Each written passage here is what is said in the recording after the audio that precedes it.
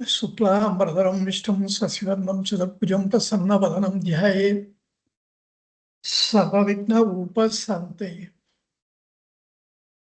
பாலும் தெளிதேனும் பாகும் பருப்பும் இவை நான்கும் கலந்தவர்க்கு நான் தருவேன் கோலம் ஸ்ரீ துங்கக் கனிமுகத்து தூமணியே நீ எனக்கு சங்கத்தமிழ் ஒன்றும் தா அண்ணாமலை ரமணாண்டி அருணாச்சலனால் வீரப்பாழியை தாண்டி கண்ணால் என் உள்ளத்தை தூண்டி அருட்காதலால் கண்ணீரை கக்க வைத்தாண்டி அண்ணாமலை ரமணாண்டி என்னிடமே இரு என்றான். வேறெதையும் பாராதே நீ என்னை பார் என்றான். அந்நியமில்லாத அன்பால் இன்று அவனினும் அன்புளர் யார் உளர் என்பால் யாரிடமும் விடமாட்டார். உனக்கார் வேண்டும் நான் அல்லவோ என்று கேட்டான். வேறிடம் வேண்டுவதற்றே என்னை வேட்ட ரமணன் சொல் மேன்மையை கற்றேன். யாரும் கேளாமலே பேசி சொல்வான் அனனியமாகவே நீ என்னை நேசி. பாரும் ககனமும் ஏசி தானே பயன் என்றானே பரதேசி சந்நியாசி. கோவணம் ஒன்றே உடுத்தான் என்னை கொண்டு என் வாழ்வெல்லாம் கொள்ளை அடித்தான். ஜீவனமெல்லாம் கெடுத்தான்.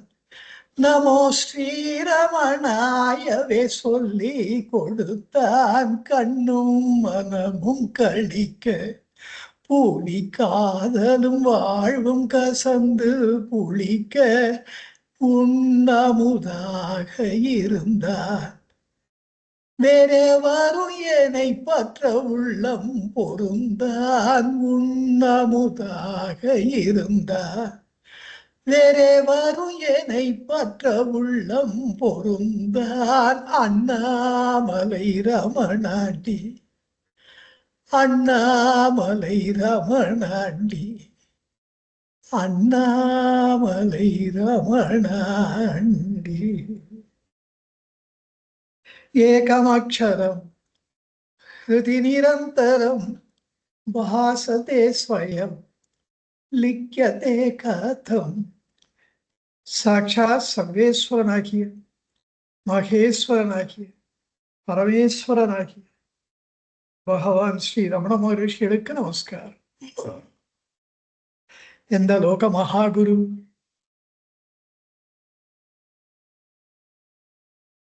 பகவத்கீதா சாரம் என்று பகவத்கீதையின் சாரத்தை பிழிந்து கொடுத்தாரோ, எந்த லோக மகாகுரு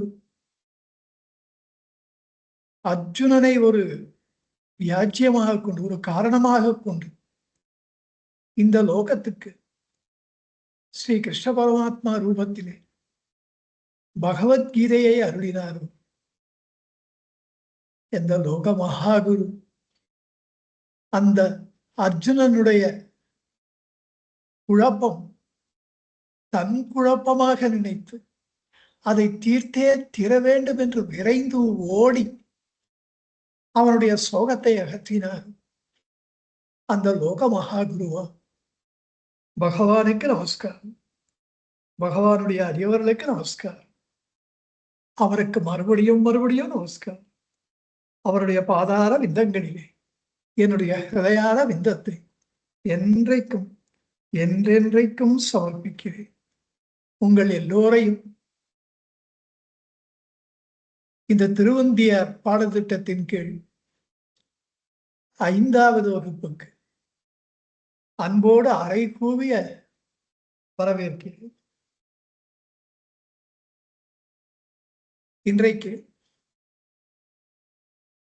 ரமண லீலையாக முருகநாத சுவாமிகள் நம் கண்முன்னே கொண்டு வந்து நிறுத்துவது கீதோபதேசம்.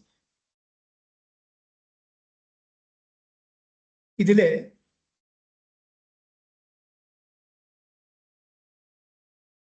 ஸ்ரீ கிருஷ்ண பரமாத்மா அர்ஜுனனுடைய அந்த மன தளர்ச்சியை போக்க,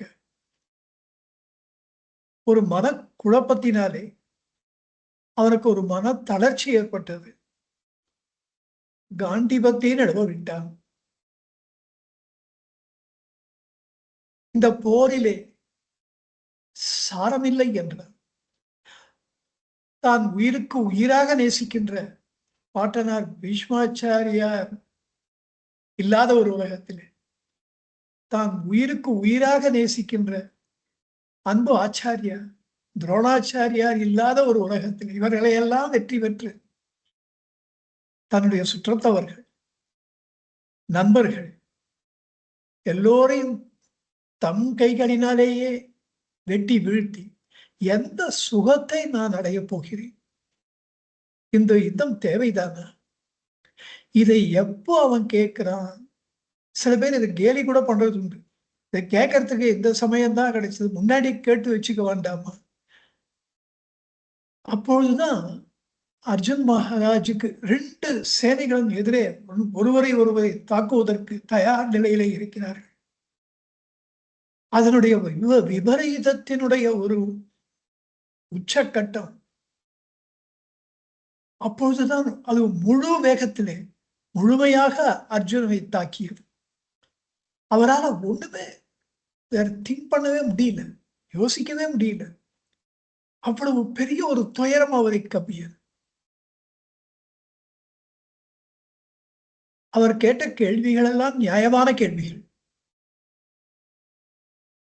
சகல உயிர்களுக்கும் அன்பு பாராட்டி வாழ வேண்டும்.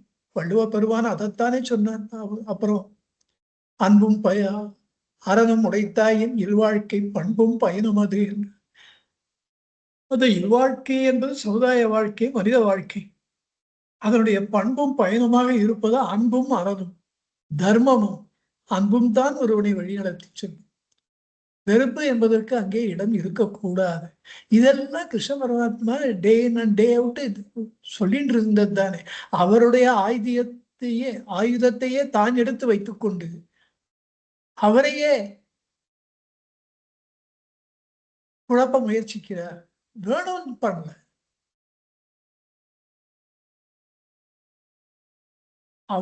அர்ஜுன் மகாராஜனுடைய குழப்பம் கிருஷ்ண பரமாத்மாவுக்கு தெளிவாக தெரிந்தது.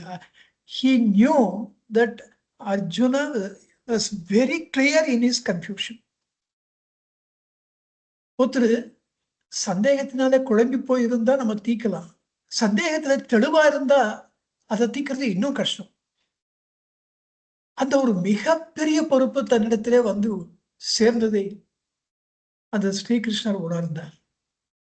இது எந்த மாதிரியான சூழ்நிலையில் 2 சேனைகளும் ஒருவரை ஒருவர் அழித்துவிட என்ற ஒரு வெறியோடு காத்துக் கொண்டிருக்கிறார்கள். இந்த சேனையில இருப்பவர்கள் ஏதோ ஒரு நாடு பிடிப்பதற்காக அவர்கள் இந்த யுத்தத்தை துவக்கவில்லை.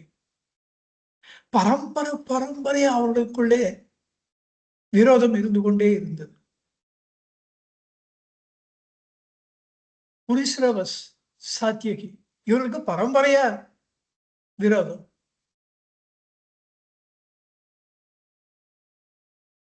அர்ஜுனுக்கும் கர்ணனுக்கும் கேட்கவே வேண்டாம். 2 பேருக்கு நடுவுல அக்னி இருந்தா தானாவே பத்திக்குன்ற அளவு 2 பேருக்கும் அந்த ஆக்ரோஷம், வெறுப்பு இருந்தது. அர்ஜுனன் ஒன்றும் எக்ஸப்ஷன் இல்லை. அர்ஜுனனுக்கும் கர்ணன் மேல இருந்தது, கர்ணனுக்கும் அர்ஜுனன் மேல இருந்தது. இதுதான் உலக வாழ்க்கை. அதுதான் பாரதத்துல வியாசர் பண்ண பெரிய சகாயம் நம்மளுக்கு. ஏதோ அர்ஜுனன்னா நல்லதாவே தான் எழுதணும், கர்ணன்னா கெட்டதாவே தான் எழுதணும், அப்படி எல்லாம் பண்ணல. இருக்கிறத இருக்கிறபடி எழுதணும். மனுஷ சுபாவம் எப்படி இருக்கின்றது என்பதை ராமாயணத்தை படிக்கிறத விட மகாபாரதத்துல நம்ம நிறைய தெரிஞ்சுக்கலாம். இதெல்லாம் தெரிஞ்சுக்கிறதுனால நமக்கு அப்படிப்பட்ட சூழ்நிலைகள் நம்மளுக்கெல்லாம் வரக்கூடாது என்று, அப்படி சூழ்நிலைகள் வந்தால் அதிலிருந்து எப்படி நம்மை விடுவித்துக் கொள்ள வேண்டும் என்பது இதெல்லாம் நமக்கு பிடிபடும். பொறாமையும் பேராசையும் காமமும் ஆசையும் எல்லோருக்கும் பொதுவானது. இந்த மகாபாரதத்தை படிக்கிறதுனால, ராமாயணத்தை படிக்கிறதுனால, வேதாந்தத்தை படிக்கிறதுனால முக்கியமா இட் கெட்ஸ் பேலன்ஸ்ட். ஒரு தீய எண்ணம் நம்ம உள்ளத்திலே கண்டிப்பா வரும். இந்த நான் யார் விசாரம், அதுவும் பகவான் கிட்ட இருக்கவாளுக்கு அந்த தீய எண்ணம் வந்த உடனே இந்த தீய எண்ணம் நமக்குள்ளே வருகின்றது என்பது பிடிபடும். இந்த வேதாந்த ஞானம் இல்லை என்றால் அது பிடிபடாது. You will go along with that thought. இந்த தாட் இது நமக்கு வந்திருக்கு அப்படின்றது ஒரு தெரிஞ்செடுத்தோம்னா you will not associate yourself with that thought. அப்போ இது தீய எண்ணம், இது கூட நம்ம சேரக்கூடாது அப்படின்றது தெரிஞ்சுட்டா அந்த தீய எண்ணத்துடைய சக்தி பலகீனப்படும். அது தன்னுடைய சக்தியை இழந்து விடும். இந்த தீய எண்ணம் வந்திருக்கு, இதுக்கு அப்புறம் திங்க் பண்றதுக்கு உண்டான அதிகாரம் என்கிட்ட தான் இருக்கு. You can effectively stop the next thought. அதுதான் வேதாந்தத்தினுடைய மிகப்பெரிய அட்வான்டேஜ். வரும் காம, குரோத, துவேஷ, மத, மாச்சரிய, லோப எல்லாம் வரும். நமக்கு எது அதிகமா வருதுன்றதை நம்ம புரிந்து கொள்வோம். அதை நம்மை விட்டு சிறு சிறிதாக விலகிவிடும்.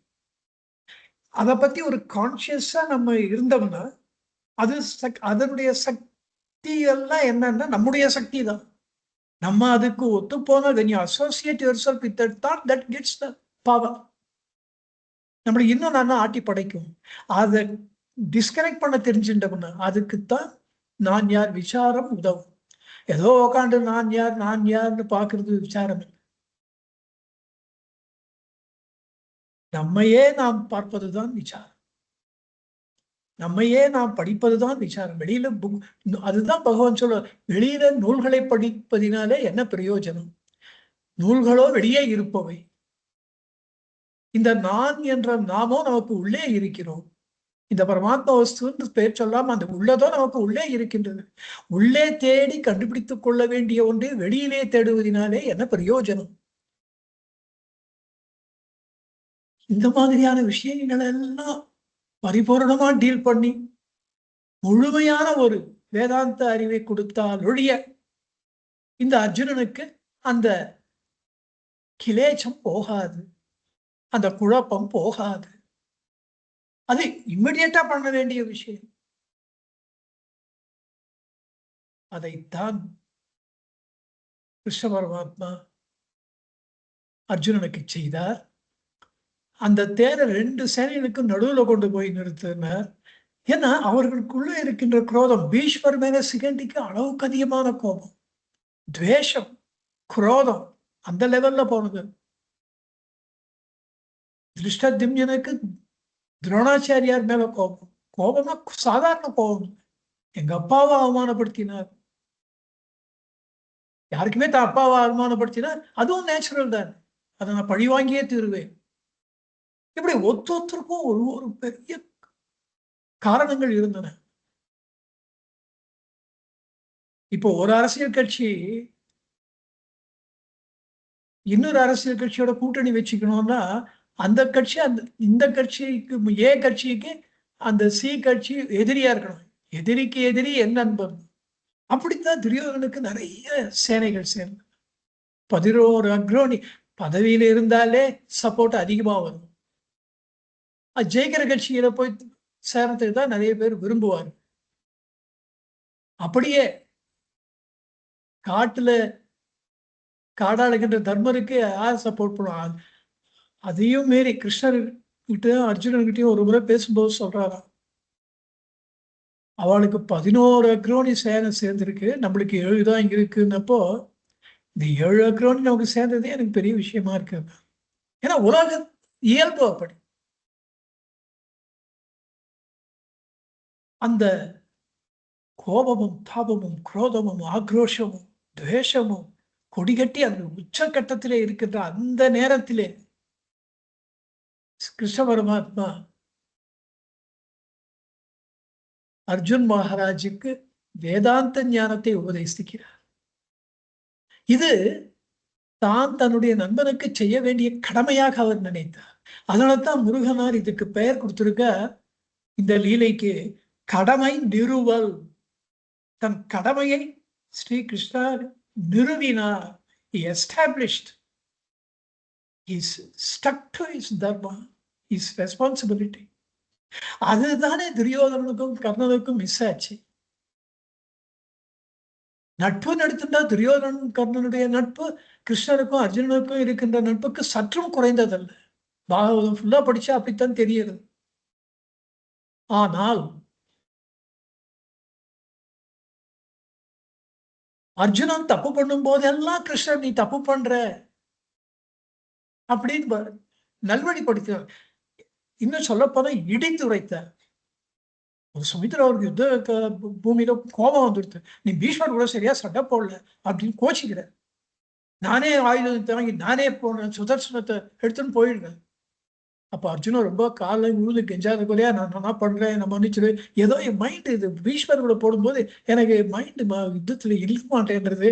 தயவுசெய்து கிருஷ்ணா ப்ளீஸ் ப்ளீஸ் நீ ஆயுதம் எடுக்க மாட்டேன்னு சொல்லியிருக்கேன், வந்துரு நான் பாத்துக்கிறேன், நீ ப்ளீஸ் கம் அப்படின்லாம் ரொம்ப கெஞ்சி கூத்தாடி வரவாரு. அப்ப அந்த அளவு கோச்சிட்டாரு. நீ ஒழுங்கா வேலை பண்ண மாட்டேன், நீ ஒழுங்கா யுத்தம் பண்ண மாட்டேன். அது மட்டும் இல்ல, நிறைய இடத்துல அந்த மாதிரி அவர் கோச்சிட்டு இருக்க. நீ பண்றது சரியில்லை அர்ஜுனான்னு சொல்லியிருக்க. பட் ஃபார்ச்சுனேட்லி அர்ஜுனன் மகாராஜனுடைய ஒரு பூர்வ ஜென்ம புண்ணியம் கிருஷ்ணர் சொன்னதெல்லாம் அத்தனை ஒரு கண்ண மூடின்னு கேட்டாரு. அவருடைய சொந்த விருப்புகளையெல்லாம் ஒரு பக்கம் தள்ளி வச்சுட்டு கிருஷ்ணன் என்ன அவன் என்னன்னா பேசுவார். கிருஷ்ணன் மாதிரி சொல்லிட்டா நான் என்ன பண்றது? அர்ஜுன ஓ ஒப்பீனியன் என்னன்னு கேட்ட போது கூட அந்த மந்திராலோசனையில யுத்த பாண்டவ தூதரா கிருஷ்ணரை தூது அனுப்புறதுக்கும் போது அவருக்கு என்ன சொல்றோம் அப்படின்னு அவர் கேட்கிறார். யுத்தத்துக்காக பேசணுமா, யுத்தம் ஆனான்றதுக்கு பேசணுமான்னு இவ அர்ஜுன சகாதேவன் சொல்றான், சமாதானம் யுத்தம் தவிர்க்கப்பட வேண்டியது. சமாதானம் தான், யுத்தம் சர்வநாசம் அப்படின்னு. நகுலனும் அதான் என்னுடைய குதிரைப்படை என்னுடைய சேனை தயார் நிலையில இருக்கின்றது யுத்தத்துக்கு. ஆனா எனக்கு என்னமோ யுத்தம் வேண்டாம் தான் தோன்றும். அப்புறம் அர்ஜுன் ஏன்னா சின்னவாள்லேருந்து தான் கேட்பான். ஏன்னா பெரியவா ஒரு ஒப்பீனியன் சொல்றா, சின்னவா அதுக்கு எழுத்து பேச மாட்டேன். அர்ஜுனன் சொல்ற அப்ப என்ன சொல்றான் அர்ஜுனன், கிருஷ்ணா இதை ஏன் என்ன கேட்கிற, நீ எங்களுக்கு எது நல்லதோ யோசிச்சு நீயே பண்ணு. அப்படித்தான் வாழ்நாள் முழுவதும் அர்ஜுனன் வாழ். அப்படித்தான் துரியோதனன் வாழ்ந்தான். கர்ணன் சொன்னதெல்லாம் அப்படியே கண்ணம் அவளு ஒரு பிளைண்ட் ஒரு பாசம், குருட்டு பாசம் கர்ணனுக்கும் துரியோதனன் மேல இருந்தது. ஆனால் துரியோதனன் தவறு செய்யும் போது கர்ணன் தட்டி கேட்கல. இவனும் கூட சேர்ந்து பண்ண என்ன, அப்பதான் நம்முடைய நண்பன் சந்தோஷப்படுவான். அந்த மாதிரியான நண்பன் ஒரு நண்பனே இல்லை. வள்ளுவர் பிற்காலத்தை சொல்றாரு, இடிப்பாறை இல்லா ஏவராமன் கெடுப்பார் இல்லாலும் கெடும். ஒரு ராஜாவை நாசம் பண்றதுக்கு வெளியில இருந்து படை எடுத்து வருவானா, ஒண்ணும் பண்ண வேண்டாம், அவன் உள்ளுக்கு உள் குத்து வேண்டாம், துரோகிகள் வேண்டாம். அவன் தப்பு பண்ணும்போது நீ தப்பு பண்றேன்னு சொல்ற நல்லவர்கள் அந்த நாட்டுல இல்லைன்னா இடிப்பாறை இல்லா, இடித்து உரைக்கின்ற நீ முட்டாளே அப்படின்னு கோச்சிட்டு சொல்ற. அப்படித்தான் பிசிராந்தியார் வாழ்ந்தார். அப்படித்தான் அவ்வை மூதாட்டியார் வாழ்ந்தார். ராஜாலாம் பாக்குறது இல்லை, கோபம் வந்தா போய் தட்டி கேட்பார்கள். அப்படித்தான் கோவூர் கிழார் வாழ்ந்தார். இப்படியெல்லாம் தமிழ் பண்டிதர்கள், தமிழுக்கு ஞானத்தை உடையவர்கள், அறிவாளிகள், சான்றோர்கள் இப்படிப்பட்ட வாழ்க்கையைத்தான் அந்த காலத்துல வாழ்ந்தார்கள். இப்ப மாதிரி தமிழ் பண்டிதர்கள் மாதிரி இல்லை. ஏதாவது சென்னையில நல்ல ஒரு இடத்துல பெசன் நகர்ல அடையாறுல ஒரு 2 கிரவுண்டு கிடைக்குமா, அதை பங்களா கட்டிக்க முடியுமா? இப்படிப்பட்ட தமிழ் அறிஞர்கள் அப்போ இல்லை. தமிழ் எழுத்துக்களையே சிதைத்த பொழுது தட்டி கேட்கவே இல்லை யாருமே, எல்லாம் பாராட்டினார்கள். தமிழ் தாயின் அங்கங்களை வெட்டி வெட்டி சாய்க்கின்றார்களே, அலங்கோலப்படுத்துகின்றார்களே என்று பதறி போனார் என் ஆசாமி HP ஐயா அவர்கள். அவர் பதறி போனதை கண்டுதான் எனக்கும் அவ்வளவு ஒரு வேகம் வந்து. நம்ம எழுதுற புக்கில் எல்லாம் பழைய தமிழ் தான் யூஸ் பண்ணணும், புது தமிழ் தொடவே கூடாது.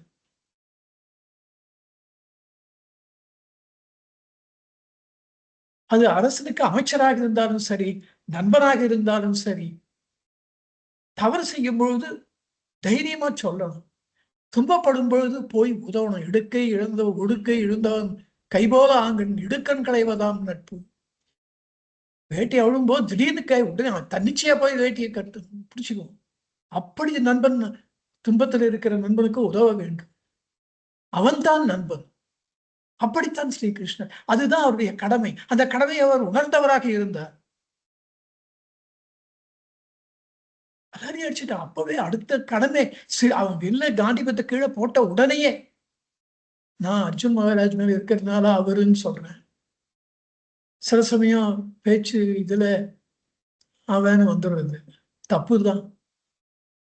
அவன்லாம் ரொம்ப பெரியவா. You can't see another supremely intelligent person like Arjun Maharaj. அந்த பகவத்கீதையில கேட்கிற கேள்விகளே போறோம், சந்தேகங்களே போறோம், அவர் எவ்வளவு பெரிய அறிவாளின்னு நமக்கு நிரூபித்து கொடுப்பதற்கு.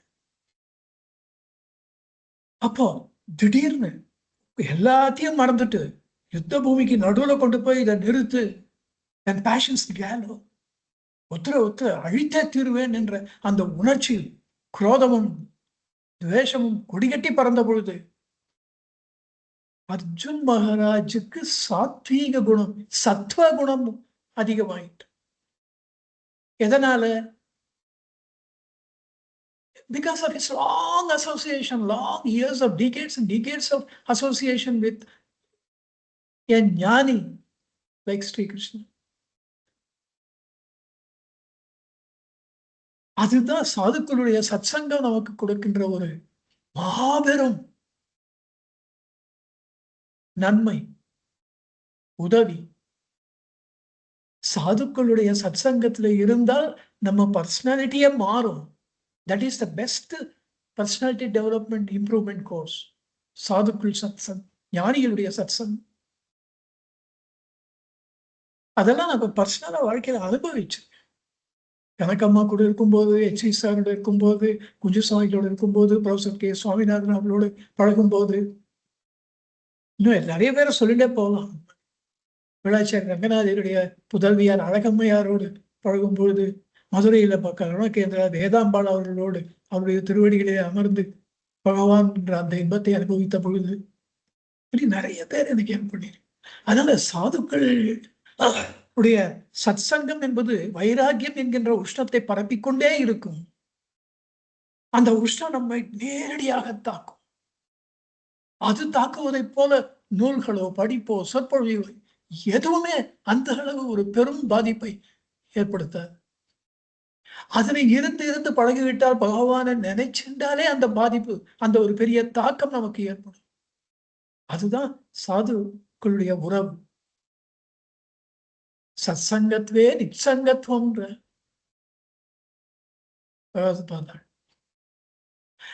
இப்படி அர்ஜுன் மகாராஜுக்கு அந்த சத்துவ குணம் அபிவிருத்தியான அந்த காலகட்டத்தில், அந்த நேரத்தில் ஸ்ரீ கிருஷ்ணனுடைய சாநித்திய மகிமைதான். ஆனா அது கிருஷ்ணனுக்கே மிகப்பெரிய ஒரு சோதனையை ஏற்படுத்தியது. This is the problem with the people who become pure and தர்ம சங்கடம்னு ஒண்ணு வந்துடுறது. தப்பா ரைட்டான்றது வந்துடுது. ஒரு வாட்டி ஆசிரமத்துல எறும்புகள் ரொம்ப அதிகமா போச்சுன்னா போய் இந்த பவுடர்லாம் போட்டு அதை இது பண்ணும். அப்போ பகவான் கிட்ட போய் இந்த மாதிரி உயிர் கொலை பண்ணலாமான்னு கேட்டேன். பகவான் பேசாம இருந்துட்டாரு, ஒன்றும் சொல்லல. அது தப்பு, பண்ணக்கூடாதுன்னு சொல்லலை. These are all the exigencies of life. மூச்சு காற்றினாலேயே பாக்டீரியா எவ்வளவோ போறது. அப்புறம் நம்ம மூச்சை விடாம இருக்க முடியுமா? இந்த தர்ம சங்கடம் என்பது, எதிரிகள் உங்களை வெற்றத்துக்கு வந்தா தலையை கொடுக்கணும்ன்றார் காந்தி மகாத்மா. மகாத்மா காந்தி சொன்னது, இஸ்லாமியர்கள் உங்களை வெட்ட வந்தா நீங்க, அதுதான் வீரம்னு சொன்னார். There cannot be any more drastic misapplication of justice. Nyaya, dharma. He took ahimsa to extreme levels of total impracticability, where it is totally not possible to act that way. இது அர்ஜுனனுக்கு புரிய வைக்கணும். அப்பா, this is not the time to speak of peace. Because எதிரி வந்து சமாதானத்துக்கு தயாரா இல்ல. The only way of reacting or responding is to give him his own dose of medicine, violence. இது அர்ஜுனனுக்கு புரிய வைக்கிறதுக்குள்ள அவர் பாடு ரொம்ப பெருசாயிடும். ஆனா சாட்சாத் ஆத்மஸ்வரூபமா இருந்ததுனால அது புரிய வச்சார். கடைசியில 700 ஸ்லோகத்துக்கு அப்புறம், அர்ஜுனா, நான் உனக்கு சொல்ல வேண்டியதெல்லாம் சொல்லிட்டேன், இப்போ உனக்கு எது நியாயம்னு படுறதோ நீ பண்ணு. He gave full freedom to Arjuna to act on his own. I can always say what I can do in your shoes, but I can never say what you should do. இந்த difference ரொம்ப பெரிய difference. அதை ஸ்ரீ கிருஷ்ண பரமாத்மா ரொம்ப முழுவதுமாக உணர்ந்திருக்கிறார். அதான் தான் அந்த வார்த்தையை சொல்றார். ஆனா அர்ஜுனன் பாயிண்ட் ஆஃப் வியூல, அப்பா, அவனுக்கு 700 ஸ்லோகத்தை சொல்லி இவ்வளோ விஷயங்களை சொல்லி உன்னுடைய அறிவு கண்ணை திறந்து நீ எப்படி யோசிக்க வேண்டும் என்ற வழிமுறைகளை எல்லாம் உனக்கு நான் இப்ப கற்றுக் கொடுத்துருக்கேன். அதெல்லாம் நான் கொஞ்சம் கூட யூஸ் பண்ண மாட்டேன். நான் காண்டி புத்தகம் தொட மாட்டேன். நான் பாட்டுன்னு போயிட்டே இருக்கேன். இத்தனை சொல்றதுக்காக நான் இவ்வளவு சொன்னேன். நான் சொல்றதெல்லாம் யோசிச்சு நான் சொல்றபடி நீ பண்ணுப்பான்னு தானே அதுக்கு அர்த்தம். சோ கிருஷ்ணரே சொல்லிட்டார், உன் இஷ்டப்படி பண்ணிக்கோ, நான் இஷ்டப்படி பண்ண, அதுவும் அர்த்தம். அது அர்ஜுனனுக்கு தெரிஞ்சிருந்தது. இவ்வளவு அக்கறையோட ஒருவர் நம்ம மீது ஒருத்தர் சொல்றார், யுத்த பூமியில நின்றுட்டு இவ்வளவு பெருசா வேதாந்தம் பேச முடியுமா? இது ரொம்ப பிராக்டிகலாவே இல்லையே, இது கேட்கறதுக்கே சரியா இல்லையே. பட் அதுல இன்னொரு விஷயமும் இருக்கு. ஒரு ஞானி தான் நினைப்பதை தன்னுடைய சீடனுக்கு டிரான்ஸ்பர் பண்ணணும், கற்றுக் கொடுக்கணும் அப்படின்னு புரிய வைக்கணும் அப்படின்னு நினைச்சா க்ஷணத்துல பண்ணலாம். அவ்வளோ பவர் இருக்கு ஞானிக்கு. ஆனா அன்பார்ச்சுனேட்லி வியாச பகவானுக்கு அவ்வளோ டிரான்ஸ்பர் பண்ணது ஃபுல்லா எழுதுறதுக்கு இவருக்கு 700 ஸ்லோகம் ஆச்சு. அது யார் குற்றம்? அந்த அப்படி நடக்கவே இல்லைன்னு அர்த்தம் அதுக்கு. நான் கூட தான் நிறைய பேசணும். My thoughts dwell in me in such a speed, even now my power of speech is not able to keep pace with this. பேச்சுக்கே அப்படின்னா எழுத்துக்கு இன்னும் பெருசாதான். அதை படிக்கிறதுக்கு 700 ஸ்லோகம் தான் ஆகும். அதோட முடிஞ்சுதான் ஆச்சரியப்படணும். So it's not. பகவானே சொல்றார், பால் பிரண்டன் கேட்டப்போ, இந்த ஆன்மானுபவம் முதல்ல எப்படி பண்ணுதுன்னு நான் சொல்றதுக்கு தான் 20 நிமிஷம் ஆகுது. அது 1 நிமிஷம் இருக்குமா, அரை நிமிஷம் இருக்குமா, ஒரு க்ஷணம் இருக்குமா? You can't quantify the time. அது எவ்வளவு நேரத்துல என்ன ஆத்மவஸ்துவ ஆக்கி தீன்றதுக்கு அந்த ஒரு பிக்ஸ் பண்ண முடியலன்றார் பகவான். ஆனா அது என்ன நடந்தது எனக்குள்ள, இந்த உடல் இறந்து விட்டது, மறித்து விட்டது, இதை சுடுகாட்டுக்கு எடுத்துக்கொண்டு போவார்கள், எரித்து விடுவார்கள், அதோடு நான் இறந்து போகிறேனா? இல்லையே, நான் என்று ஸ்புரித்துக் கொண்டு நான் இருக்கின்றேனே. ரொம்ப அது அப்படியே ஒளிர்ந்து கொண்டிருக்கின்றது, அது மறையவே இல்லையே. உடல் அழிவோடு அது அழியலையே. இதுவல்லவோ உண்மையான நான். இவ்வளவு சொல்றதுக்கு தான் 20 நிமிஷம் ஆகுது. நடந்தது க்ஷணத்தில் நடந்தது. அப்படி கீதோபதேசம் எவ்வளவு நேரத்துல நடந்தது என்பதை nobody can quantify, even Arjuna cannot do that. But இதுதான் சொன்னார் அப்படின்ற அந்த பொறுப்பு வியாசருக்கு இருக்கு. அந்த பொறுப்பை அவர் முழுமையா நிறைவேற்றினார். அதுக்கு it takes time, it takes some number of slokas or more that nobody can help it. Paul Brunton பகவானுடைய அனுபவத்தை எழுதுறார். அது பெருசா ஆசிரமத்துல வேற எழுதி வச்சிருக்கா. இங்கிலீஷ்லயும் எழுதியிருக்கா, தமிழ்லயும் எழுதியிருக்கா. அது படிக்கிறதுக்கே உங்களுக்கு 10 நிமிஷம் ஆகும். அது ஒழுங்கா அர்த்தம் புரிஞ்சுன்னு படிச்சு. பட் அவ்வளவு 10 நிமிஷம் ஆச்சு. பகவானுக்கு அப்படி இல்லை. அப்படி இவர் உடுக்கை இழந்தவன் கை போல அங்கே அர்ஜுனன் மகாராஜுக்கு ஓடோடியும் சென்று அவருக்கு ஓடோடின பிசிக்கலால 2 பேரும் பக்கத்தில் தானே இருக்கா. இமீடியட்டா ஆக்டட்.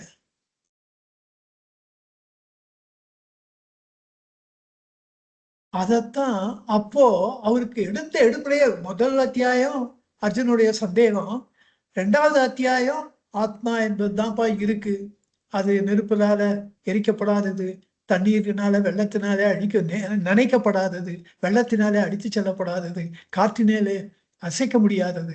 இப்படி எல்லாம் ஆத்மா வஸ்துவை பத்தி தான் 2வது சாப்டர் ஃபுல்லா சொல்றார்.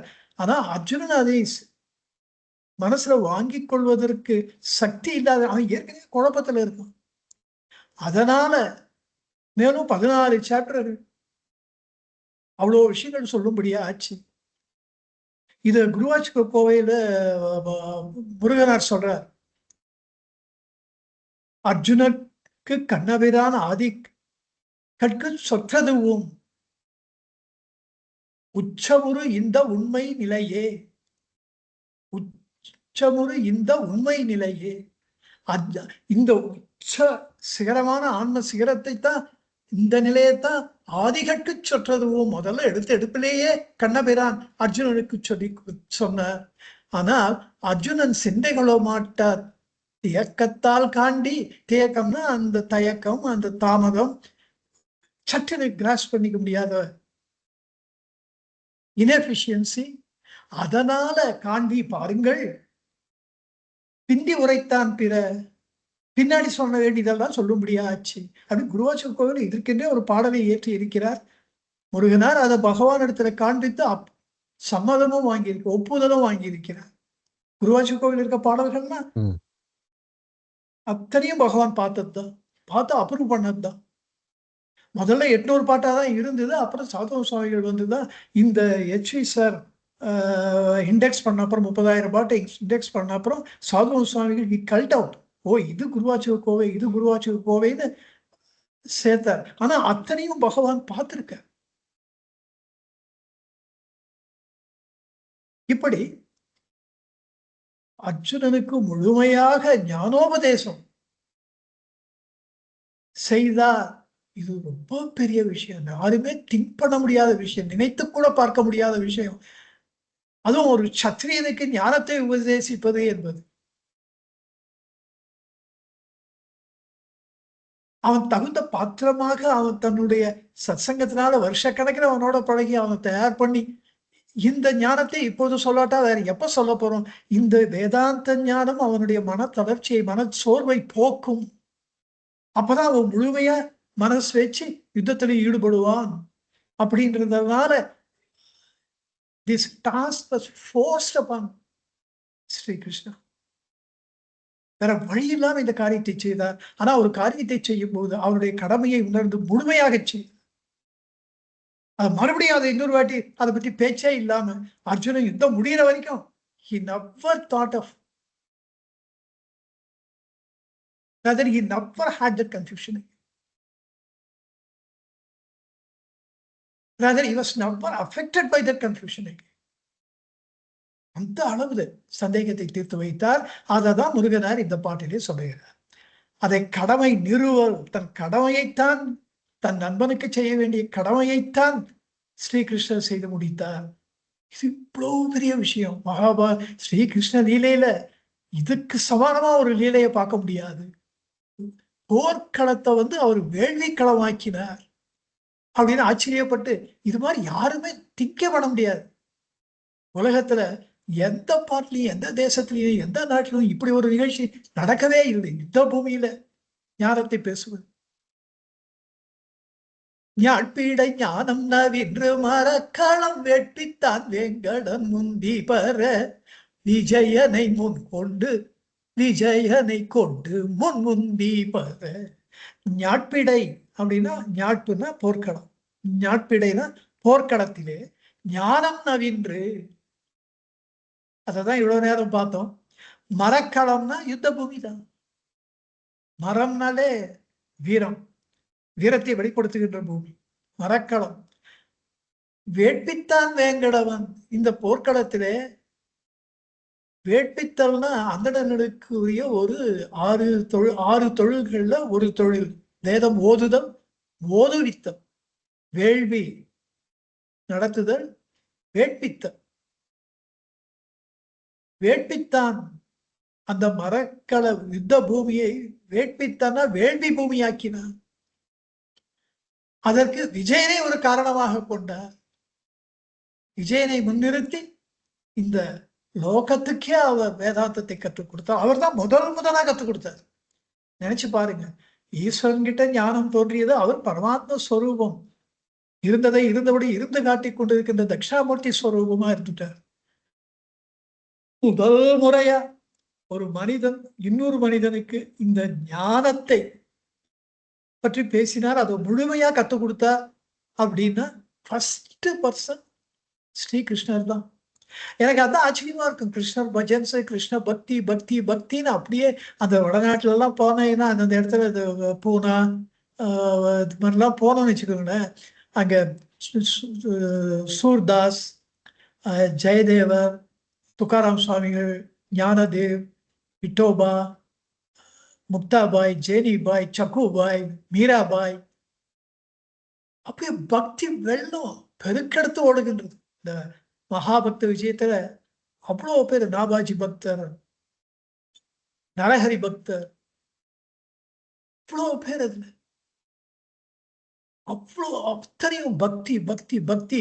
ஸ்ரீகிருஷ்ணர், எம்பெருமான் நாராயணன், அந்த ராமபிரான் எல்லாம் சொன்னா அப்படியே பக்தியில உருகி உருகி போகின்ற இந்த அப்படிப்பட்ட ஒரு எண்ணம் தான் ஸ்ரீகிருஷ்ணரை நினைக்கும் பொழுது இந்த ராச கிரீடை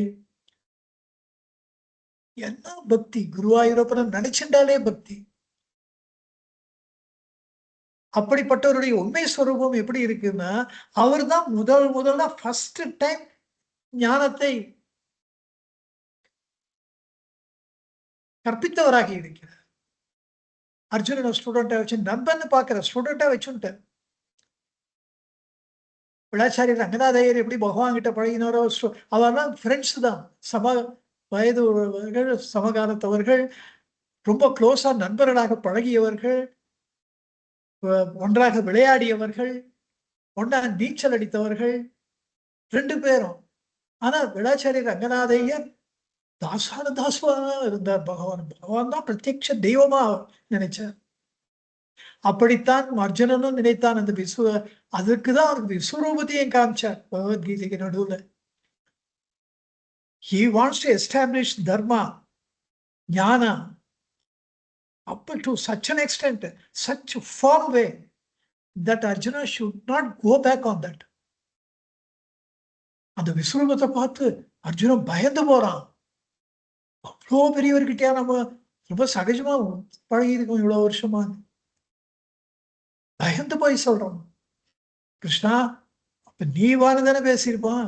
நம்ம ஒன்னா சாப்பிடுவோம், ஒன்னா விளையாடுவோம், ஒன்னா நிறைய ஆலோசனைகள் பண்ணுவோம், ஒன்னா ஒரு பாசறைன்னு வந்தா 2 பேரும் ஒன்னா கூட படுத்து தூங்கியிருக்கோம், எவ்வளவோ பேசிட்டு ஒன்னா ஆனந்தமா இருந்திருக்கோம். அப்ப நான் உன்னை ஏதாவது நீ வான்னு ஏகவசனத்துல பேச அதெல்லாம் மனசுல வச்சுக்காதப்பா. அதெல்லாம் நீ மனசுல நினைச்சா நான் நாசமா போயிடுவேன். தயவு செய்து அதெல்லாம் மறந்துடு. எனக்கு என்னுடைய தகுதியின்மையை நான் இப்போது உணர்கிறேன். நீ பயந்து, அதுவும் பகவத்கீதையிலே வருது. எதையுமே வியாசர் மறைக்கல. என்னுடைய அணு மாத்திரத்திலே இந்த பிரபஞ்சத்தை தாங்குகிறேன் என்ற கிருஷ்ணர் அவங்கிட்ட. என்னுடைய சக்திக்கு ஒரு அளவே இல்லை அப்படின்னு சொல்லிட்டு, நான் சொல்றேன் நீ கேளு, நீ உருப்படுவாய். இல்லைன்னா கர்ணனை தேர தூக்கிட்டு இருக்கும் போது நீ கிருஷ்ணா இதுதான் அர்ஜுனா இதுதான் சமயம், இவனை சமாளிக்கவே முடியாதுப்பா. நீ I know about you, I know about him, நீ முதல்ல என்னை தீர்த்து கட்டு அப்படின்னா கண்ணை மூடின்னு பண்றான் அர்ஜுனன். பிகாஸ் ஆஃப் தட் விஸ்வரூப தரிசனம். கிருஷ்ணருக்கே கர்ணனுடைய அந்த வில்வித்தையில அவ்வளவு ஒரு அவன் அசகாய சூரன்னு ஒரு எண்ணம். அவனுக்கு திருப்பி கையில வில்ல எடுத்தான்னா திருப்பி இது யார் ஜெயிப்பான்னு தெரியாது. அதெல்லாம் வியாசர் அப்படியே தான் எழுதுட்டார். இல்லைன்னா கர்ணனை கவச குண்டங்களை இழந்து விடுகிறான். அவனா கவச குண்டங்கள்லாம் அவன்கிட்ட இருந்ததுன்னா அவன் ஜெயிக்கவே முடியாது. இந்திரன் போய் அதுக்குன்னு வாங்கிட்டு வந்துடுறான். அதை இப்படி அந்த யுத்த பூமியில ஞானத்தை ஒருவருடைய மனதிலே புகுது. எப்பவுமே ஒரு அட்மாஸ்பியர் வேணும். அந்த சூழ்நிலை நல்லா இருக்கும்போது தான் மனசுல பதியும். ஆனா கிருஷ்ணர் மாதிரி ஒரு பரிபூர்ண ஞானிக்கு யுத்த பூமியா ஒரு ஞான பூமியா அவர் மாற்றி விடுறார் அர்ஜுனனை பொறுத்தவரையில். ஏன்னா யூஸ் பி ரிசப்டிவ். அந்த ரிசப்டிவா இல்லாதவளை வச்சு யார் எதாவது என்ன பண்ண முடியும்? ஒண்ணுமே ஒண்ணு. அதுதான் அந்த யுத்த பூமியில ஆன்மா, மோட்சம், பந்தம், முக்குணங்கள், சரீரத்திரயம் இதெல்லாம் யாருமே நினைச்சு கூட பார்க்க மாட்டேன். அங்க கோபதாபங்கள், பழிவாங்குதல், துவேஷம், குரோதம் இதுதான் யுத்த பூமியில பெருக்கெடுத்து ஓடுகின்ற நிலையில இவர் அதை ஸ்டெம் பண்ணி அர்ஜுன மனசு அதெல்லாம் உள்ள வராம பண்ணி அர்ஜுனனை ஞானத்தை பரிபூர்ணமாக அவர் உள்ளத்திலே பாய்ச்சினார் என்றார். அதனாலதான் அந்த பகவத்கீதை பிரஸ்தானத்திரயத்துல ஒன்னா இருக்கு. பகவத்கீதை, உபனிஷத், பிரம்மசூத்திரங்கள் இந்த மூணும் பிரஸ்தானத்திலே. இந்த பாரத தேசத்தினுடைய பண்பாடே, நாகரீகமே, இந்த கலாச்சாரமே இந்த மூன்று தான் ஆதாரமாக வைத்து எழுந்திருக்குது. அவ்வளவு வசதியானது இந்த பகவத்கீதை. பிரஸ்தானத்திரயத்திலே ஒன்றாக கூறப்படுவது. இந்த இடத்துல இன்னொன்னு, பாரத தேசத்துக்கு ஒரு பிரஸ்தானத்திரயம் இருப்பதை போல பகவானுடைய ஆத்ம சாம்ராஜ்யத்திலே ஒரு பிரஸ்தானத்திரயம் இருக்கு. அது உபதேச உந்தியார், உள்ளது 40, குருவாச்சக கோவை. சாதுவம் சுவாமிகள் இதை நிறைய இன்சிஸ்ட் பண்ணி சொல்லியிருக்கார். ஏன்னா பகவத்கீதைக்கு சமானமா இருப்பது உபதேச உந்தியார். உபனிஷத்துக்கு சமானமாக இருக்கின்ற உள்ளது 40 ரமண உபனிஷத்தம்னே போற்றப்படுவது. ரமணோபனிஷத்து எப்படி பிரம்ம சூத்திரங்கள் சூத்திர வடிவிலே குறுகிய வடிவிலே இருக்கின்றதோ, பட் பிரெக்னன்ட் வித் மீனிங். ஒரு சூத்திரத்துக்கு பக்கம் பக்கமா அர்த்தம் எழுதணும். அந்த மாதிரி இருப்பது குருவாச்சக கோவை. 2 லைன் இல்ல 4 லைன். ஆகவே இந்த பிரஸ்தானத்திரயத்திலே முதலிடம் பெறுவது பகவத்கீதை என்றால், இங்கே ரமண பிரஸ்தானத்திரயத்திலே முதலிடம் பெறுவது இந்த உபதேச உந்தியார். இந்த உபதேச உந்தியார் தோன்றுவதற்கு காரணம் இந்த திருவுந்தியார். இரண்டுமே பகவத்கீதையும் சரி, இந்த உபதேச உந்தியாரும் சரி, தெய்வத்தினுடைய வாக்கிலிருந்து வந்தது. பகவத்கீதை எல்லாரும் செலஸ்டியல் சாங் அப்படின்னு போற்றுவார்கள். அதுக்கு அது உபதேச உந்தியாருக்கு பொருள். இது கடவுள் திருவாய் மலர்ந்தது. அதே மாதிரி ரெண்டுமே உபதேசமா அமைஞ்சிருக்கு. அதனுடைய நேச்சர் உபதேச உந்தியாரும் உபதேசம் தான். அதனால அது உந்தியார் வந்து உபதேச உந்தியார்னு பேரு. பகவத்கீதையும் உபதேசம். அதே போல இந்த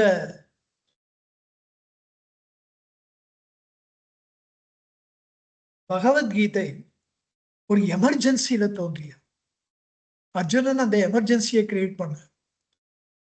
அது ஒரு க்ஷணம் கூட போஸ்ட்போன் பண்ண முடியாத அப்பவே அதை செஞ்சு முடிச்சாலும் அப்படி ஒரு gravity of the situation so grave, so high. வேற வழி இல்லை. இம்மிடியட்டா you have to attend it. அப்படி இருந்தது. அதே போல உபதேச உந்தியார்லையும் முருகனார் அவரு எப்படி ஒரு கம்போசரோ அதே மாதிரி பகவானும் ஒரு கம்போசர் தான். அந்த பகவான் அந்த தானே ஒரு கவிஞரா இல்லைன்னு வச்சுக்கோங்களேன். முருகனுடைய மனப்பான்மை அவருக்கு புரிஞ்சுட்டு இருக்க முடியாமல் போயிருக்கலாம். அவரே ஒரு கவிஞர்.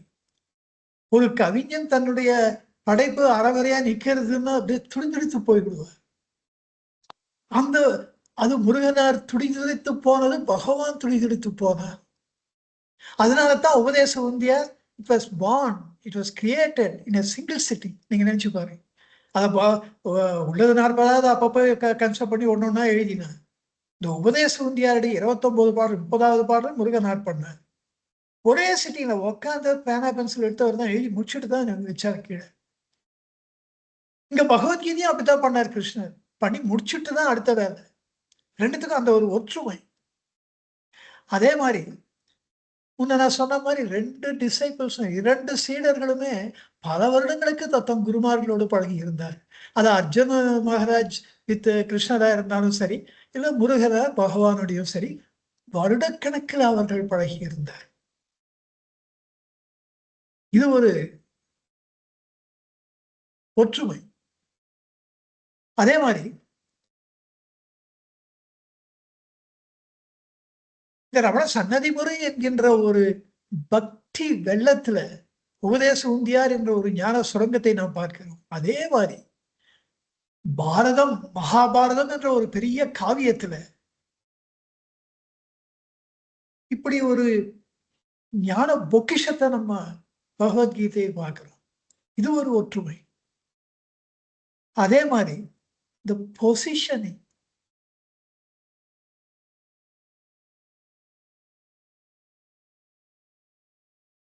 பகவத்கீதை சொல்லி முடிச்ச உடனே யுத்தம் முடிஞ்ச உடனே பாரதமும் முடிச்சு போகுது.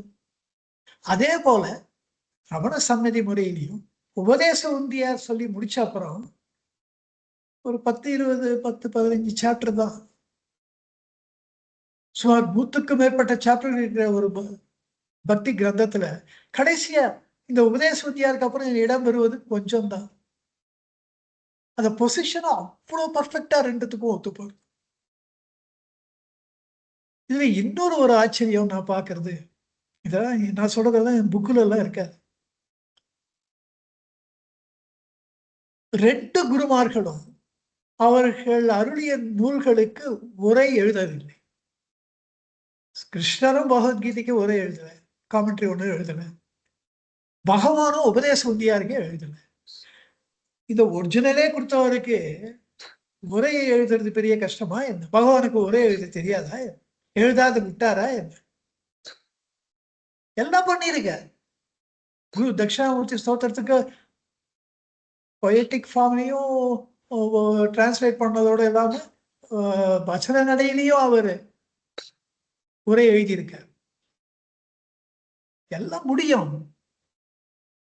ஆனா 2 பேருமே பண்ணல. இந்த விஷயத்துல அவரு ஈஸ்வரத்துவம் தான், அருணாச்சலேஸ்வரர் தான் பகவான்ற மாதிரி இங்க ஒரு வார்த்தை ஒன்னா காயின் பண்றோம்னா பண்ணலாம், கிருஷ்ணத்துவம்.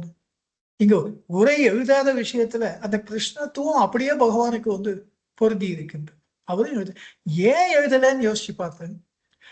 had Sri Krishna had given a commentary to this Bhagavad Gita, that would have invalidated all others. வேற யாரும் காமெண்ட்ரி எழுதியிருக்க மாட்டான். ஆனா அது அந்த உரை எழுதாம விட்டதுனால ஆயிரக்கணக்கில் லட்சக்கணக்கில் இன்னைக்கு ஒரு சுவாமிஜி அப்படின்னா வர்த்த சுவாமிஜின்னா he must have written a commentary on Bhagavad Gita. Millions were unable to go get immersed in the treasure and bring out the diamonds, pearls, முத்துக்களோடு வைரங்களும் வைடூரியங்களும் நவரத்தனங்களை அவர்கள் வெளியே கொண்டு வந்தார்கள். ஆதிசங்கர பகவத்பாதான்லேருந்து. அதே மாதிரிதான் உபதேச உந்தியாருக்கு உரை எழுதலன்னா அவர் சுவாமிஜியே இல்லை ரமண மார்க்கத்துல. எல்லாரும் எழுதியிருக்கா. அது தேஜோமேந்தஜிலேருந்து சின்மியா மிஷன்லேருந்து சாதுவம்சாமிகள்லேருந்து நிறைய பேர் எழுதியிருக்காங்க உபதேச உந்தியாருக்கு. அது உபதேச சாரம்னுவா.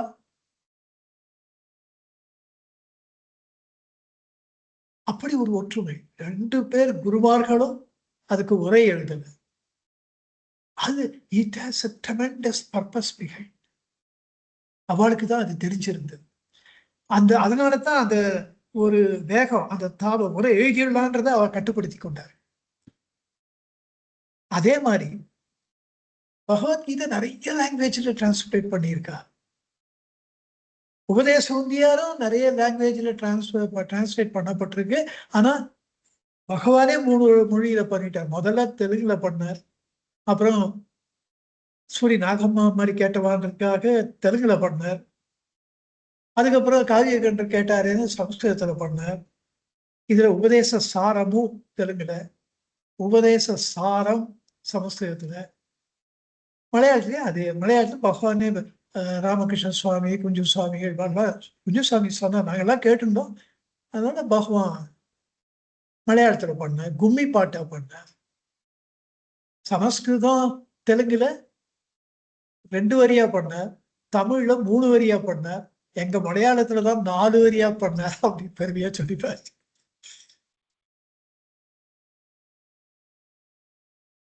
இன்னொரு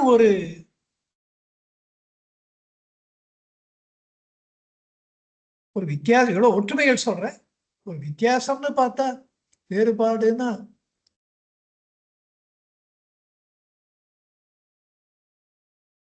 பகவத்கீதை வேறுபாடுன்னு சொல்ல முடியாது. அதனால தான் யோசிக்கிறேன். அர்ஜுனனை ஆயுதத்தை ஏந்து சண்டை போடு, யுத்தத்துல உன்னை ஈடுபடுத்திக்கொள், துஷ்டர்களை பனிஷ் பண்ணு, தண்டிக்க வேண்டாமா, நீ எதுக்கு சத்திரியனா இருக்க, அப்படி ஒரு ஸ்பெசிபிக்கா இருக்குன்னு சொல்லலாம். ஆனா Upadesa Undiya it is irrespective of caste, creed, religion, race, language, time. It has a universal appeal. மனிதனாக பிறந்தவர் ஒவ்வொருத்தரும் அதை கடைபிடிக்க வேண்டும். அது ஆக்சுவலா அந்த யூனிவர்சல் அப்பீல் பகவத்கீதைக்கு இருக்கு, இல்லாம இல்லை. அர்ஜுனனுக்கு அதுதான் ஸ்ரீ கிருஷ்ணருடைய ஒரு பெரிய மகத்துவம். அது ஸ்பெசிபிக்காவும் இருக்கு அர்ஜுனனுக்கு, யூனிவர்சலாவும் இருக்கு எல்லாருக்கும். அப்படி பண்ணியிருக்கார். உபதேசம் முழுக்க முழுக்க அந்த மாதிரிலாம் எந்த விதமான டவுட்டும் கிடையாது. முழுக்க முழுக்க மனிதனாக பிறந்தவர் எல்லோரும் அதை ஃபாலோ பண்ணி தான் ஆனோம். அதுக்குத்தான் அது வந்தது. It strongly advises everybody, anybody and everybody born as a human being, they should follow this. Otherwise you have not arrived at wisdom. அவ்வளோ ஸ்ட்ராங்கா சொல்லும்படியா இருக்கு உபதேசம். இன்னொன்னு, இந்த 2 நூல்களுக்கும் இருக்கிற ஒரு மாபெரும் ஒற்றுமை. பகவத்கீதையை வேதாந்தமே தெரியாதவாளுக்கு ஆரம்பிச்சு கத்துக் கொடுக்கலாம், சாப்டர் பை சாப்டர் சொல்லி கொடுக்கலாம். அப்படி நம்ம அந்த வேதாந்தத்துக்கு முதல் முறையா நம்ம கத்துக்கிறோம்னா, வேதாந்தமே தெரியாம ஒருத்தர் கத்துக்கிறான்னா பகவத்கீதையை கத்துன்ட்டு அதுக்கு அப்புறம் you go and read other Vedantic text like Ribhu Gita, Yoga Vasishtham, Tripura ரகசியம், அஷ்டவகரசம் சொல்லிட்டே போறோம். எக்கச்சக்கமா இருக்குது. சர்வஜானோத்திர பிரகடனம், தேவிகாலோத்திரம், நிறைய வேதாந்த நூல்கள், ஆதிசங்கர பகவத்பாதருடைய நூல்கள் எல்லாம் வேதாந்த நூல்கள் நிறைய இருக்கு. வித்யாரண்யர்து இருக்கு, நிறைய பேருது இருக்கு. எல்லாத்தையும் படிச்சுட்டு ஃபைனலா நம்ம ஒரு வாட்டி நம்ம பகவத்கீதையை படிக்கலாமே அப்படின்னு படிச்சா அப்போ you will realise this is the most advanced text in Vedanta. இதுக்கு மிஞ்சின வேதாந்த ஞானத்தை பிழிஞ்சு கொடுக்கிற நூல் எதுவுமே இல்லைன்ற உண்மை புலப்படும் எப்போ மற்றதெல்லாம் படிச்சுட்டு மறுபடியும் இதை படிக்கும்போது. So it is both an introductory text on Vedanta as well as the advanced text in Vedanta. இது முழுக்க முழுக்க நான் சொன்னது அத்தனையும் உபதேச உந்தியாருக்கு பொருந்தும். ஏன்னா முதல்ல ஃபர்ஸ்ட் இருந்து 15வது வருஷம் வரைக்கும் most conventional way of how this Atmajnana is attained. கர்மம் பயன் தர கர்த்தனது ஆணையால் ஸ்டெப் பை ஸ்டெப் முதல்ல லோகாயத்தமா ஆரம்பிச்சு வினையின் விளைவு விழிவுற்று வித்தாய் வினைகடல் வீழ்த்திடும் உந்தீபர வீடு தரலிலை உந்தீப. அப்ப எப்படி காரியத்தை பண்றது? கருத்தனு காக்கும் நிஷ்காமிய கர்மம் கருத்தை திருத்தியது உந்தீபர, கதி வழி காண்பிக்கும் உந்தீபர. அது கதி வழி, மோட்ச கதி, இதுதான்ப்பா வழின்னு காமிக்கும். இப்படி ஸ்டெப் பை ஸ்டெப்பா கொண்டு போய் மனவுரு மாயமே மன்னுமாய் யோகி தனக்கோர் செயலிலை உந்தீபர, தன்னியல் சாந்தனன் உந்தீபர. அவன் ஆத்ம ஞானத்தை அடைந்தான், கிருதகிருத்தியனானான், கிருதகிருத்தியனானான், செய்ய வேண்டியவற்றை செய்து முடித்தவனானான், முற்றிலும் அகர்த்தாவானான். அப்படிலாம் சொல்றது. அதை எப்படி பண்ணது? ரமணாவதாரத்துக்கே உரிய சிறப்பு ஞான் ஞார் விசாரம். அதனால 16வது பாட்டிலிருந்து 29வது பாட்டு வரையில தன்னுடைய அவதார நோக்கமாக்கிய ஞான் விசாரத்தை, அப்பா அது கன்வென்ஷனல் வழிபா, அது ரொம்ப வருஷம் ஆயிடும், ரொம்ப சுத்து வழி, நேர் மார்க்கத்தை கேட்டுக்கோ. அப்ப அதனால முதல் 15 வரிகள் மோஸ்ட் இன்ட்ரோடக்டரி டெக்ஸ்ட் இன் வேதாந்தம். வேற அடுத்த 14 பாடல்கள், முதல் 15 பாடல்கள், இது அடுத்து 14 பாடல்கள் முழுக்க முழுக்க வேதாந்தம். அதுக்கும் மிஞ்சின ஞானம் இல்லை. சோ இந்த 2 பகவத்கீதைக்கும் உபதேச உந்தியாருக்கும் இந்த ஒரு அதிசயமான ஒரு ஒற்றுமை. ஆரம்ப பாடமும் அதுதான், முடிந்த முடிவான வேதாந்த நூலும் அதுதான். இந்த ரெண்டும் தான். இப்படி எப்படி பண்ண முடிஞ்சதுன்னா, ஸ்ரீ கிருஷ்ணரே பகவானாக வந்ததுனாலே இது சாத்தியமாயிற்று. அப்போ பகவான எப்படி நீங்க கிருஷ்ணர்னு சொல்றீங்க அப்படின்னா, நான் கூட தான் 1851 பாடல்கள் ரமண சன்னதி முறை, அதுல இருந்து 108 பாடல்களை எடுத்தேன். எனக்கு பிடிச்ச பாடலை எடுத்தேன். அது ஒரு புக்கா போட்டேன். கணக்கம்மா கிட்ட காமிச்சேன். அம்மா என்ன சொன்ன? தலைப்பை பார்த்தா எடுத்த உடனே, ஓ ஸ்ரீ ரமண சன்னதி முறை சாரம். அப்ப சக்கை எது அப்படின்னா புரியலையம்மான்னு. இப்ப சாரம் எடுத்திருக்கீங்க, புழிஞ்சாதானே சாரம் வரும், ஜூஸ் வரும். ஜூஸ் எடுத்தாச்சு, சக்கை இருக்கணுமோன்னு. கரும்புல இருந்து கரும்பு சாறு எடுத்துட்டா சக்கை மீதி கிடக்குமோன்னு, ஒரு பக்கம் கொட்டி கிடக்குமோன்னு. அந்த சக்கை மீதியும், அம்மா என்னம்மா இப்படிலாம் சொல்றீங்க, அது ஒன்னொன்னும் சாறு மாதிரி, ஒன்னொன்னும் ஜூஸ் மாதிரி. அப்ப நீங்க தான்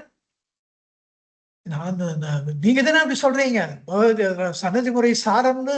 இப்ப உங்க 108 பாட்டு தானே சாரம். என்னமா பண்ணலாம்? நீ ஏன் இப்படி உங்களுக்கு தோணித்து? பகவத்கீதா சாரம்னு பகவான் வச்சிருக்கார். பகவத்கீதையிலேருந்து ஒரு 42 பாட்டு செலக்ட் பண்ணி பயந்து பயந்து சொன்னேன். அம்மா கிட்ட எல்லாம் ஆர்கியூ பண்ண முடியாது.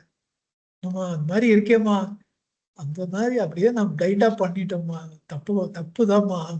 ஏன்னா தப்புன்னு சொல்றான்னு தான் தெரியறது, தப்புதாம்மா. பகவானும் நம்மளும் ஒண்ணா அப்படின்னா, பகவான் அவர் ஸ்ரீ கிருஷ்ணரே, அவருக்கு உரிமை இருக்கு. அவர் பண்ண பகவத்கீதையில அவர் எடுத்து இதை முதல்ல படிங்கன்னு சொல்றாரு. இதுதான் இதுக்கு இந்த ஸ்லோகங்கள் வரும்போது கான்சென்ட்ரேட் பண்ணி படிங்கன்னு சொல்றாரு. அதனால அவர் பகவத்கீதா சாரம்னு பேர் வச்சாரு. அவருக்கு அதிகாரம் இருக்கு, நம்மளுக்கெல்லாம் என்ன இருக்கு? அப்ப அந்த சமயத்து இந்த டோனே கொஞ்சம் கோபமா கூட இருந்ததாம்மா. தப்புதாம்மா, நீங்களே தலைப்பை மாத்திருங்கம்மா. சங்கரகம்னு வைங்க. அப்ப எனக்கு சங்கரகம்னா என்ன அர்த்தம் தெரியாது. என்னம்மா அர்த்தம்? தொகுப்பு, ஒரு கம்பைலேஷன். ஸ்ரீ ரமண சன்னதி முறை தொகுப்பு அப்படின்னா நல்லா இருக்காது, சங்கரகம்னு வைங்க. அப்புறம் அதே மாதிரி வச்சு அந்த புக்கை அப்படிதான் போட்டோம். அதனாலேயும் ஸ்ரீ கிருஷ்ணர் தான் சாட்சாத். இது மாதிரி நிறைய ஞானிகளுக்கு நம்ம இவ்வளோ ஒற்றுமைகள் சொல்ல முடியாது. ஸ்ரீராமர்னா அவ்வளவு சொல்லலாம், கிருஷ்ணர்னா அவ்வளவு சொல்லலாம் பகவானுக்கு. அது ஒரு நேச்சுரலா நிகழ்ந்தது. கடைசியா அம்மா சொல்லி எவ்வளவோ வருஷங்களுக்கு பொறுத்து இந்த பகவத்கீதா சாரத்தை நான் மறுபடியும் படிச்சு பார்த்தேன். அப்போ உடனே படிக்கணும் படிச்சேன், ஒரு ரிவைஸ் பண்ணலாமே அப்படி. அப்போ ஒண்ணு தோணித்து, அதுல அவர் என்ன பண்ணியிருக்க, பகவத்கீதா சாரத்துக்கு, அவர் அருளிய பகவத்கீதா சாரத்துக்கு ஒரு காப்புச்செய்யுள் பண்ணியிருக்கார். அது பொதுவா எல்லாம் விநாயக பெருமான் மேலதான் பாடுவா. இவர் பண்ண அக்ஷரமண மாலைக்கே அவர் அருணாச்சல வரக்கேற்ற அக்ஷரமண மாலை சாற்ற கருணாகர கணபதியே கரவருடி காப்பாயர் அவ்வளவு தழைச்சு போய் தான் சொல்ற. அப்படிப்பட்ட பகவான் பகவத்கீதா சாரத்துக்கு காப்புச்செய்யுள் பண்ணும்போது விநாயக பெருமான சொல்லல, ஸ்ரீகிருஷ்ணனையே சொல்ற. பார்த்தன் தேரினில் வார்த்தையால் அவன் ஆர்த்தி போக்கருண் மூர்த்தி காக்கவே. பார்த்தன் தேரினில் அர்ஜுனுடைய தேர்ல வார்த்தையால், இந்த பகவத்கீதை என்கின்ற வார்த்தையால் அவன் ஆர்த்தி போக்கும், அவனுடைய ஆர்த்தினா துன்பம், அர்ஜுனுடைய துன்பத்தை போக்கிய அருண்மூர்த்தி, அருள்மூர்த்தி காக்கவே. அந்த கிரேஸ் பர்சானிஃபைடு, அருளே சொரூபமாக இருக்கின்ற அந்த கிருஷ்ணமூர்த்தி நம்ம எல்லாம் காப்பாற்றட்டும். எவ்வளவு பெரிய ஒரு அத்தாரிட்டி! அவரும் ரொம்ப கன்வென்ஷனலா அக்ஷரமாலைக்கு விநாயக பெருமானுக்கு மேல காப்பு செய்யுள் பண்ணவர். டோட்டலா ரெவல்யூஷனரியா, அங்க சம்பிரதாயத்தை ஒட்டி வாழ செய்தவர், காரியத்தை ஆற்றியவர், பணிபுரிந்தவர். இங்க பகவத்கீதா சாரத்திலே டோட்டலா புரட்சிகரமாக, டோட்டலா ரெவல்யூஷனரியா ஸ்ரீகிருஷ்ணர் மேலேயே காப்பு செய்ய வைக்க. அந்த தமிழ் படிக்கிறதுக்கே எவ்வளவு அழகா இருக்கு. பார்த்தன் தேரினில் வார்த்தையால் அவன் ஆர்த்தி போக்கருண் மூர்த்தி காக்கவே. இப்படிலாம் தமிழ் எழுத முடியுமா யாராலையாது? தமிழுக்கு தமிழ், சொல்லின்பத்திற்கு சொல்லின்பம், பொருளின்பத்திற்கு பொருளின்பம், வேதாந்தத்துக்கு வேதாந்தம், புரட்சிகரமாக இருப்பதற்கு புரட்சிகரமாக இருத்தல். இது எதை காமிக்கிறதுன்னா, பகவான் இஸ் பியாண்ட் போத். அவர் எதையுமே நீங்க கன்ஃபைன் பண்ண முடியாது. அவர் சம்பிரதாயமாகத்தான் இருப்பாருன்னு சொல்ல முடியாது. இல்ல அவர் புரட்சிகரமானவர்னு சொல்ல முடியாது. அவர் சொன்ன நிறைய விஷயங்கள் புரட்சிகரமா இருக்கு. வெளிநாட்டவர்கள் சில பேர் எங்க பிளட்லயே இல்லை கடவுள் பக்தி. உங்க ஜனங்கள்ல பார்த்தா எல்லாருக்கும் அப்படியே நேச்சுரலா அந்த பக்தி அவளுக்கு இருக்கு. இந்த தேசத்துல எங்களுக்கு சுத்தமா கிடையாது. அப்ப எங்களுக்கு ஆத்ம ஞானத்துக்கு எங்களுக்கு அருகதை இல்லையா, தகுதி இல்லையான்னு கேட்கிறார். அப்போ பகவான் ரொம்ப வாத்சல்யத்தோட சொல்ற, கடவுள் நம்பிக்கை அவளுக்கு இந்த ராமர் கிருஷ்ணர் சீதை இதெல்லாம் தெரியாது. அப்படிப்பட்டவாளுக்கு பகவான் சொல்றார் ரொம்ப வாத்சல்யத்தோட, ரொம்ப கருணையோட சொல்ற, கடவுள் நம்பிக்கை ஒரு பக்கம் இருக்கட்டும், உங்களுக்கு தன்னம்பிக்கை இருக்கா? Do you have confidence in yourself? Are you convinced about your capacity? உங்களுக்கு ஆத்ம ஞானம் நிச்சயமாகும். என்ன புரட்சிகரமான வார்த்தைகள்! ஒரு வெள்ளைக்காரர் சொல்ற, பகவான் வந்தப்போ அண்ணாமலையார் கோயில்ல தங்கினதுதான் நாட்கணக்கில், மாச கணக்குல. அப்புறம் குருமுத்தம் போனார், அப்புறம் பாவலக்குன்று போனார், அதுக்கப்புறம் விருபாட்சிக்கு போயிட்டார். அதுக்கப்புறம் ஒரே ஒரு முறை நாமம் போட்டுண்டு அண்ணாமலையாரை பார்க்கணுன்ற ஆசையினால ஒரே ஒரு முறை போயிட்டு வந்தார். கோயிலுக்கே போல. 54 வருடங்கள் அங்க இருந்தவர் கோயிலுக்கு போனது ஒரே ஒரு முறை. அவ்வளவு ஒரு புரட்சிகரமா எங்க பகவான் வந்திருக்காருன்ற. அவர் தான் அவ்வளவு சம்பிரதாயமா அண்ணாமலையார் அண்ணாமலையார்னு பாகவதர்களோடு போட்டியிட்டு அந்த பக்தியிலே பாகவதை பணிந்து போவதிலே பாகவதர்களையே வெற்றி கண்டவர். பாகவதர்களுக்கெல்லாம் பாகவதோத்தவராக வாழ்ந்து காட்டியவர் அண்ணாமலையார். அண்ணாமலையார் அருணாச்சலம் அருணாச்சலம் என்று பக்தி வெள்ளத்திலே நீந்தியவர். அவ்வளவு சம்பிரதாயமாக அவர் வாழ்ந்து காமிச்சு. All this shows he is both revolutionary and conventional. That means he is beyond both. இப்படி பகவத்கீதை என்ற நூலுக்கு ஒரு காப்பு செய்யலை அந்த கிருஷ்ண பரமாத்மாவே மீதே இயற்றி, அதுதான் கனகம்மா சொன்னது எனக்கு ஞாபகம் வந்து. அவர் ஸ்ரீ கிருஷ்ணர், அதனால அவரால் அப்படி பண்ணார், அதனால அவர் சாரம் தலைப்பி வச்சார், அதனால காப்புச்செயலையும் கிருஷ்ணர் பேரையே வச்சார். அப்போ இவ்வளவு ஒற்றுமைகள் இந்த உபதேச உந்தியாருக்கும் பகவத்கீதைக்கும். இந்த ரெண்டும் ஒண்ணுதான் அப்படின்னா இதை அருடைய குருமார்களும் ஒன்றாகத்தானே இருக்க முடியும், ஒரே பரமாத்மா வசுவாகத்தானே இருக்க முடியும். இப்படிப்பட்ட பெருமை வாய்ந்த ஒரு அதி அற்புதமான ஒரு நிகழ்ச்சி இந்த கீதோபதேசம். இந்த கீதாச்சாரியன் அவருக்கு பெயரை கொடுத்த கிருஷ்ண பகவானுக்கு கீதாச்சாரியன் அப்படின்ற ஒரு பெயரை வாங்கி கொடுத்த ஒரு பெருநூல். இவ்வளவு விஷயங்கள் இதெல்லாம் இருக்கிறதுனாலதான் எனக்கு தோணித்து முருகனார் சுவாமிகள் இந்த கீதோபதேசத்துக்கு முதன்மை முக்கியத்துவத்தை கொடுத்து கிருஷ்ண பகவானுடைய வாழ்க்கையை எவ்வளவோ அதிசயங்கள் அவர் பண்ணியிருக்கார்.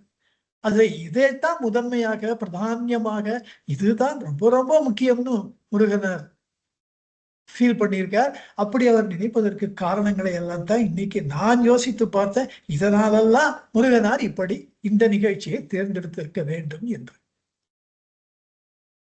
இப்படி இந்த